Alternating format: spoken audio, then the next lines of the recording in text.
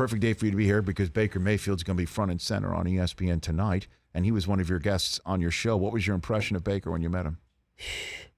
Guy's young enough to be my son. If he was my son, I'd be proud to call him one. I thought a whole lot of the kid before I met him, and then spending all day. It takes a long time to film the show. I hung out with this guy all day long, and at the facility, right? At the facility in Cleveland, right? Berea, Ohio. Yeah, I got a chance to meet Coach Kitchens and a lot of the guys. When I walked in, I was going to the training room. I saw Myles Garrett back there, and of course, I'm a big Texas A&M guy. All stuff Texas, all stuff football. Sure. I walked in and said, "Hey man, wasn't that Myles Garrett?" And they said, "Yeah." So I met him as well. He's a big individual. Yeah, and he had a great year last year. Yep. And he's just a supreme athlete. So it was fun to meet all those guys. But Baker's a class act. He thrives under pressure. He lives for those big moments.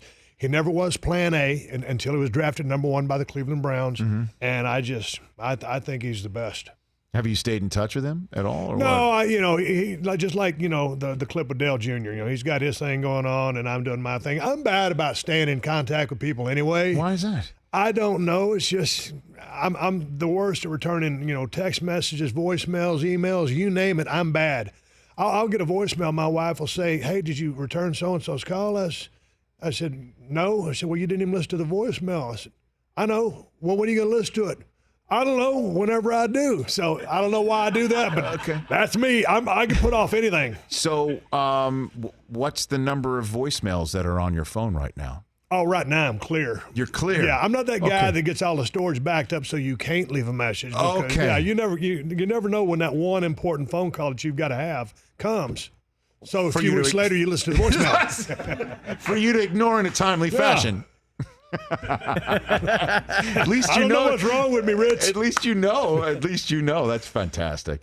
Well, that's pretty cool. I mean, just hanging with Baker, obviously, on the outset of a pretty big season. And the question is, has he written checks that he won't be able to cash? And I'm sure you've come across people where that's a guy that's fugazi in that regard. But you didn't get that sense from him, is what I didn't get that at all. And he doesn't take anything for granted. And if he's going to get an opportunity, he's going to make the most out of it. Right. Last week coming out of the gate didn't do so great. Team fell short, but they're going to correct that. And I believe in the kid.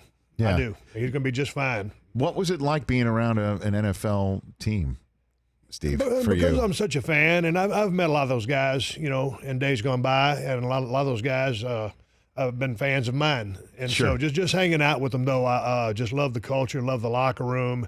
And when you get there and you get that feel like that's their sanctuary, that's where they all go hang, and that's where it all comes together as far as them becoming a team and doing all things together. So there's a lot of camaraderie there, a lot of pressure on them. Cleveland's really, hungry for a winning season. Right. I thought they did great last year when they put Baker in. And, he was able to break, Russell Wilson, Peyton Manning's touchdown record and not play the whole season. So they're going to be fine. For more of The Rich Eisen Show, tune to Audience Channel 239 on DirecTV for free on BR Live or download the Rich Eisen Show app.